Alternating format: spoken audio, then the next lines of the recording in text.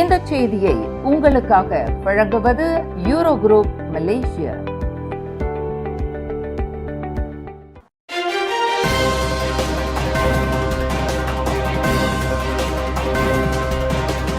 வணக்கம். திசைகளின் 10 மணி செய்திகள். இளைஞர்களுக்கு சுதந்திர தின பரிசு. ஓரிரு முக்கிய அறிவிப்புகளை வெளியிடுகிறார் பிரதமர் அன்வார். நாட்டின் 69வது தேசிய தினத்தை முன்னிட்டு இளைஞர்களுக்காக ஓரிரு முக்கியமான புதிய திட்டங்களை அரசாங்கம் அறிவிக்க உள்ளதாக பிரதமர் டத்தோஸ்ரீ அன்வார் இப்ராஹிம் தெரிவித்துள்ளார். வரும் ஆகஸ்ட் 31ஆம் தேதி நடைபெறும் தேசிய தின கொண்டாட்டத்தை முன்னிட்டு இந்த அறிவிப்பு வெளியாகும் என அவர் கூறினார். இளைஞர்களின் கருத்துக்கள் மற்றும் தேவைகளை ஆராய்ந்த பின்னரே அவர்களுக்கு நேரடியாக பயனளிக்கும் புதிய முயற்சிகள் அறிவிக்கப்படும் என அன்வார் தெரிவித்தார். இதனிடையே புதிதாக பட்டம் பெற்ற இளைஞர்கள் தொழில் தொடங்குவதற்காக துக்குன் கடன் பெற 3 ஆண்டுகள் வணிக அனுபவம் இருக்க வேண்டும் என்ற தற்போதைய நிபந்தனையை தளர்த்த அரசாங்கம் நடவடிக்கை எடுக்க உள்ளதாகவும் அவர் அறிவித்தார். டிஜிட்டல் பொருளாதாரம், சிறு வணிகம் மற்றும் கீக் பொருளாதாரத்தில் அதிகரித்து வரும் இளைஞர்களின் பங்களிப்புக்கு ஏற்ப அரசாங்க கொள்கைகளும் மாற்றியமைக்கப்படும் என பிரதமர் கூறினார். கார்ப்பரேட் மாஃபியா விவகாரம் எங்கே நிற்கிறது? போலீஸ் SPRM பதில் சொல்ல கோபிந்த் சிங் வலியுறுத்தல். நாட்டில் பெரும் பரபரப்பை ஏற்படுத்தியதாக கூறப்படும் கார்ப்பரேட் மாஃபியா விவகாரத்தின் விசாரணை எந்த நிலையில் உள்ளது என்பதை மக்களுக்கு தெரிவிக்க வேண்டும் என ஜாசேகா தலைவர் கோபிந்த் சிங் டியோ வலியுறுத்தியுள்ளார். போலீஸ் படை தலைவர் காலித் இஸ்மாயில் மற்றும் மலேசிய ஊழல் தடுப்பு ஆணையமான SPRM தலைமை ஆணையர் அப்துல் ஹலீம் அமான் ஆகியோர் விசாரணையின் தற்போதைய நிலை குறித்து விளக்கமளிக்க வேண்டும் என்று அவர் கேட்டுக் கொண்டார். இவ்விவகாரம் தொடர்பாக கடந்த மார்ச் மாதமே அமைச்சரவை முழுமையான விசாரணைக்கு உத்தரவிட்டதாக அதன் பின்னர் விசாரணை நடத்த போதுமான கால அவகாசம் கிடைத்துள்ளதாகவும் இலக்கவியல் அமைச்சருமான கோபிந்த் சிங் கூறினார். விசாரணைக்கு உதவக்கூடிய முக்கிய நபர்களான தொழிலதிபர் விக்டர் சின் உள்ளிட்டோர் விசாரணைக்கு அழைக்கப்பட்டுள்ளனரா என்பதையும் தெரிவிக்க வேண்டும் என அவர் வலியுறுத்தினார். சந்தை நம்பிக்கையை பாதிக்கக்கூடிய தேசிய முக்கியத்துவம் வாய்ந்த விவகாரம் என்பதால் இதில் விரைவான மற்றும் உறுதியான நடவடிக்கை அவசியம் என்றும் கோபிந்த் சிங் தெரிவித்துள்ளார். கசானா நேஷனல் நிறுவனத்தின் கீழ் செயல்படும் துணை நிறுவனம் ஒன்றில் நிதி அல்லது நிர்வாக முறைகேடுகள் இடம்பெற்றிருக்கலாம் என்று சந்தேகத்தின் பேரில் முழுமையான விசாரணை நடத்த பிரதமர் டத்தோஸ்ரீ அன்வார் இப்ராஹிம் உத்தரவிட்டுள்ளார். நிதி அமைச்சருமான அன்வார் கசானாவின் கீழ் 2012ஆம் ஆண்டு தொடங்கப்பட்ட நிறுவனம் ஒன்றின் நிர்வாகம் குறித்து அண்மையில் கேள்விகள் எழுந்துள்ளதாக தெரிவித்தார். மாணவர்களுடனான துமு அன்வார் நிகழ்ச்சியில் பேசிய அவர், பிரதமரே கசானாவின் தலைவராக இருந்தாலும் நிர்வாக விதிமீறல் இருந்தால் விசாரணை நடத்தப்பட வேண்டும் என உறுதியாக கூறினார். இன்று காலை நடைபெற்ற கசானா இயக்குநர் குழு கூட்டத்திலும் சந்தேகத்திற்குரிய அனைத்து விவகாரங்களையும் விசாரிக்க முடிவு செய்யப்பட்டதாக அவர் தெரிவித்தார். தற்போதைய கசானா நிர்வாகம் நல்ல நிர்வாக நடைமுறைகளை பின்பற்றி வருவதாகவும் அன்வார் பாராட்டினார். கில்லான் ஜலான் தெங்கு கிலானா லிட்டில் இந்தியா பகுதியில் இன்று காலை நிகழ்ந்த தங்க நகைக்கடை கொள்ளை முயற்சியில் தொடர்புடைய 4 பேரை போலீசார் தீவிரமாக தேடி வருகின்றனர். தென்கில்லான் மாவட்ட போலீஸ் தலைவர் சூப்பரிண்டென்டன்ட் கமால் அரிஃபின் அமன்ஷா கூறுகையில், காலை சுமார் 10:30 மணியளவில் இந்த சம்பவம் நடந்ததாக தெரிவித்தார். தலைக்கவசம் அணிந்த 3 பேர் கடைக்குள் புகுந்து சுத்தியலால் கண்ணாடி காட்சி பெட்டிகளை உடைக்க முயன்றனர். அவர்களில் ஒருவர் துப்பாக்கி போன்ற பொருளை வைத்திருந்ததாக கூறப்படுகிறது.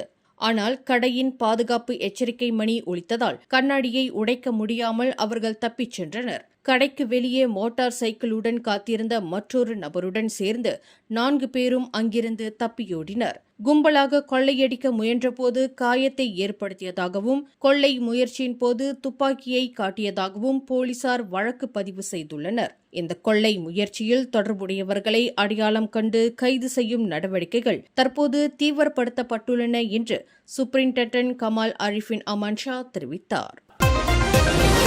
கோத்தா டாமன்சாராவில் முன்மொழியப்பட்டிருந்த தரவு மைய மேம்பாட்டு திட்டம் தற்போது தொடரப்படாது என அறிவிக்கப்பட்டுள்ளது.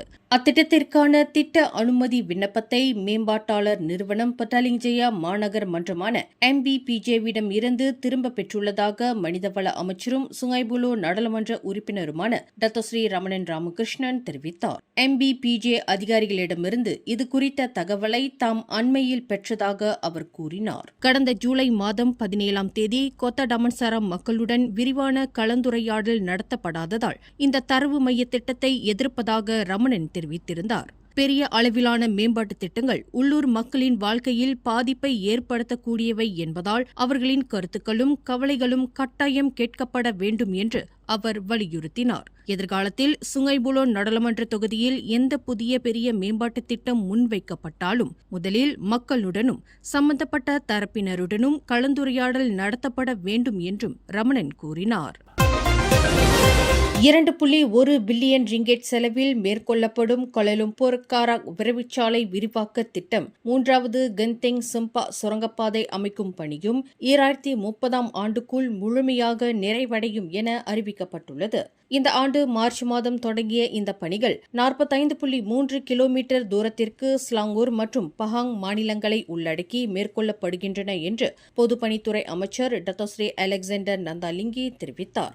விரைவுச்சாலையின் இருவழி பாதைகள் 3 மற்றும் 4 பாதைகளாக விரிவுபடுத்தப்பட்டுள்ளன. இந்த திட்டத்தின் முக்கிய அம்சமாக கென்தெங் சிம்பாவில் 999 மீட்டர் நீளத்தில் 3வது சுரங்கப்பாதை அமைக்கப்படுகிறது. பணிகள் அனைத்தும் வரும் 2030ஆம் ஆண்டு மார்ச் 8க்குள் நிறைவடைய திட்டமிடப்பட்டுள்ள போதிலும் 2021ஆம் ஆண்டிலேயே முடிக்க முடியும் என மேம்பாட்டாளர் உறுதியளித்துள்ளதாக டத்தோஸ்ரீ அலெக்சாண்டர் நந்தாலிங்கி தெரிவித்தார். நாட்டின் விமான நிலையங்கள் மற்றும் அனைத்துலக நுழைவாயில்களின் பாதுகாப்பை வலுப்படுத்த அரசாங்கம் மேற்கொண்டுள்ள புதிய நடவடிக்கைகளை மலேசிய ஏர்போர்ட் பெர்ஹாட் நிறுவனம் வரவேற்றுள்ளது. தேசிய குடிநுழைவு கட்டளை மையம் மற்றும் உள்துறை போக்குவரத்து அமைச்சுகளின் தொழில்நுட்ப குழு மூலம் பல்வேறு அமலாக்க அமைப்புகளின் பொறுப்புகள் தெளிவுபடுத்தப்படுவதால் எல்லை பாதுகாப்பு மேலும் வலுப்பெறும் என தெரிவிக்கப்பட்டுள்ளது. ஆபத்து மதிப்பீட்டின் அடிப்படையில் தேவையான பயணிகளுக்கு உடல் சோதனையை மீண்டும் மேற்கொள்வதுடன் கையடக்க உலோக கண்டுபிடிப்பு கருவிகளும் பயன்படுத்தப்படும். மேலும் போலீஸ் மற்றும் சுங்கத்துறையின் K9 மோப்பநாய் பிரிவுகளும் விமான நிலைய பாதுகாப்பு நடவடிக்கைகளில் இணைக்கப்படவுள்ளன. KLIA மற்றும் பிற விமான நிலையங்களிலும் மேம்பட்ட பாதுகாப்பு பரிசோதனை உபகரணங்கள் அறிமுகப்படுத்தப்பட்டு வருவதாக மலேசியா ஏர்போர்ட்ஸ் தெரிவித்துள்ளது. பழம்பெரும் நடிகை சவுகார் ஜானகி உடல்நிலை கவலைக்கிடமாக உள்ளது. 94 வயதான அவர் சுவாச பிரச்சினை காரணமாக கடந்த ஒரு வாரமாக சென்னையில் உள்ள தனியார் மருத்துவமனையில் சிகிச்சை பெற்று வந்தார். நேற்றிரவு உடல்நிலை மோசமடைந்ததைத் தொடர்ந்து தீவிர சிகிச்சை பிரிவுக்கு மாற்றப்பட்டு வெண்டிலேட்டர் உதவியுடன் சிகிச்சை அளிக்கப்பட்டு வருகிறது. மருத்துவர்கள் அவரது உடல்நிலையை தொடர்ந்து கண்காணித்து வருகின்றனர். 1950ஆம் ஆண்டு சவுகார் திரைப்படம் மூலம் திரையுலகில் அறிமுகமான அவர் தமிழ், தெலுங்கு, கன்னடம் மற்றும் மலையாளம் உள்ளிட்ட மொழிகளில் 400க்கும் மேற்பட்ட படங்களில் நடித்துள்ளார். எம்ஜிஆர், சிவாஜி கணேசன், ஜெமினி கணேசன் உள்ளிட்ட முன்னணி நடிகர்களுடனும் நடித்துள்ளார். திரையுலகில் நீண்டகால பங்களிப்புக்காக 2022ஆம் ஆண்டு பத்மஸ்ரீ விருது வழங்கி மத்திய அரசு கௌரவித்தது. அவரது உடல்நிலை குறித்த அதிகாரப்பூர்வ தகவல் வெளியாகவில்லை. அவர் விரைவில் குணமடைய ரசிகர்களும் திரையுலகினரும் பிரார்த்தித்து வருகின்றனர். கோலாலம்பூரில் பிச்சை எடுப்பதற்காக வெளிநாட்டில் குழந்தைகளை பயன்படுத்தியதாக நம்பப்படும் ஒரு கும்பலை போலீசார் முறியடித்துள்ளனர். நேற்று நடத்தப்பட்ட ஓப்ஸ் பிந்தாஸ் காசி எனும் ஒருங்கிணைந்த நடவடிக்கையில் 3 மாத கைக்குழந்தை முதல் 14 வயது வரையிலான 17 ஜோர்டான் குழந்தைகள் மீட்கப்பட்டனர். இதில் 8 ஆண் குழந்தைகளும் 9 பெண் குழந்தைகளும் அடங்குவர் என்று புக்கெட் போலீஸ் தலைமையகத்தின் குற்ற புலனாய்வுத்துறை இயக்குநர் டத்துகுமார் முத்துவேல் தெரிவித்தார். புக்கெட் பிந்தாங் மற்றும் சவுக்கிட் பகுதிகளில் 7 நடைபாதை இடங்கள் மற்றும் 6 தங்கும் இடங்களில் சோதனை நடத்தப்பட்டது. இந்த நடவடிக்கையில் மனித கடத்தல் மற்றும் குழந்தைகளை பிச்சை எடுக்க சுரண்டும் குற்றச்சாட்டில் 21 முதல் 49 வயதுடைய 15 பேர் கைது செய்யப்பட்டுள்ளனர். இந்த கும்பல் சமூக விசா மூலம் மலேசியாவிற்கு வந்தது. குழந்தைகளை பிச்சை எடுக்க பயன்படுத்தியதாக முதற்கட்ட விசாரணையில் தெரியவந்துள்ளது. பிச்சை எடுக்கும் நடவடிக்கையின் மூலம் ஒரு நாளில் மட்டும் 500 முதல் 1000 ரிங்கெட் வரை இந்த கும்பல் வசூலித்து இருப்பதாக விசாரணையில் தெரியவந்துள்ளது என்று டத்துகுமார் தெரிவித்துள்ளார். புக்கிட் மர்தாஜாம் மருத்துவமனை உலகின் 250 சிறந்த பசுமை மருத்துவமனைகளின் பட்டியலில் இடம்பெற்று மலேசியாவுக்கு பெருமை சேர்த்துள்ளது. நியூஸ்வீக் மற்றும் ஸ்டெட்டிஸ்டா வெளியிட்டுள்ள வேர்ல்ட்ஸ் கிரீனஸ்ட் ஹாஸ்பிட்டல் 2026 தரவரிசையில் இடம்பெற்றுள்ள மலேசியாவின் ஒரே மருத்துவமனை இதுவாகும். புக்கெட் மிர்தஜம் நாடாளுமன்ற உறுப்பினரும் தொழில் முனைவோர் மற்றும் கூட்டுறவு மேம்பாட்டு அமைச்சருமான ஸ்டீவன் சிம் இந்த சாதனை மருத்துவமனையின் இயக்குநர் டாக்டர் எஸ் பிரசாந்த் தலைமையிலான மருத்துவமனை ஊழியர்களின் தொடர்ச்சியான முயற்சிக்கு கிடைத்த அங்கீகாரம் என தெரிவித்துள்ளார். கடந்த 2025 ஆண்டில் ஆசிய அளவிலான மோஸ்ட் சஸ்டைனபிள் ஹாஸ்பிட்டல் 2025 போட்டியில் இந்த மருத்துவமனை தங்க விருதையும் வென்றது குறிப்பிடத்தக்கது. 36 நாடுகளைச் சேர்ந்த ஆயிரக்கணக்கான மருத்துவமனைகளை பின்னுக்கு தள்ளி உலக அளவில் இந்த அங்கீகாரத்தை பெற்றிருப்பது மலேசியாவின் பசுமை மருத்துவ சேவைக்கு கிடைத்த முக்கிய வெற்றியாக கருதப்படுகிறது என்று ஸ்டீவன் சிம் குறிப்பிட்டார். மலேசியாவில் வெளிநாட்டு தொழிலாளர்களை சார்ந்திருப்பதை 2030 ஆண்டுக்குள் மொத்த தொழிலாளர் எண்ணிக்கையில் 10 விழுக்காடாக குறைக்க அரசாங்கம் இலக்கு நிர்ணயித்துள்ளது. தற்போது வெளிநாட்டு தொழிலாளர்களுக்கான வரம்பு 13 விழுக்காடாக நிர்ணயிக்கப்பட்டுள்ள நிலையில் இதனை உயர்த்தும் திட்டம் எதுவும் இல்லை என முதலீடு, வர்த்தகம் மற்றும் தொழில்துறை துணை அமைச்சர் சிம் ஜீசின் தெரிவித்தார். தொழில் நிறுவனங்கள் மலிவான வெளிநாட்டு தொழிலாளர்களை மட்டும் சார்ந்திருக்காமல் தானியக்க தொழில்நுட்பம், நவீன உற்பத்தி முறைகள் மற்றும் அதிக மதிப்பு கொண்ட தொழில்துறைகளில் முதலீடு செய்ய வேண்டும் என்றும் அவர் வலியுறுத்தினார். வெளிநாட்டு தொழிலாளர் சார்பை குறைப்பதன் மூலம் நிறுவனங்களின் உற்பத்தி திறன் மற்றும் செயல்திறனை அதிகரிக்க முடியும் என அவர் கூறினார். தொழில்நுட்ப முதலீடுகள், தானியக்க வசதிகள், மானியங்கள் மற்றும் மென்படி கடன்கள் மூலம் தொழில் நிறுவனங்களுக்கு அரசாங்கம் தொடர்ந்து ஆதரவு வழங்கி வருவதாகவும் சிம் ஜீசின் தெரிவித்தார்.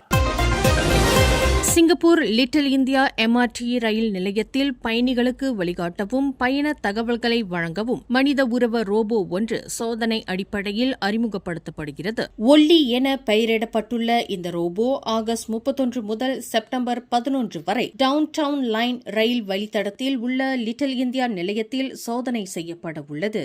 வார நாட்களில் காலை 10 மணி முதல் நண்பகல் 12 மணி வரை இந்த ரோபோ பயணிகளுக்கு வழிகாட்டுவதுடன் ரயில் சேவை தொடர்பான கேள்விகளுக்கும் பதிலளிக்கும். செயற்கை நுண்ணறிவு தொழில்நுட்பத்தின் மூலம் பொது போக்குவரத்து சேவையை மேம்படுத்தும் முயற்சியின் ஒரு பகுதியாக இந்த சோதனை மேற்கொள்ளப்படுவதாக சிங்கப்பூர் தரை போக்குவரத்து ஆணையம் தெரிவித்துள்ளது. எனினும் ரோபோ தனியாக இயங்காது. அதிகாரிகள் குழு எப்போதும் அதனுடன் இணைந்து கண்காணிப்பில் ஈடுபடுவர். மேலும் செய்திகளை தெரிந்து கொள்ள கீழே இருக்கும் பெல் பட்டனை அழுத்துங்கள்.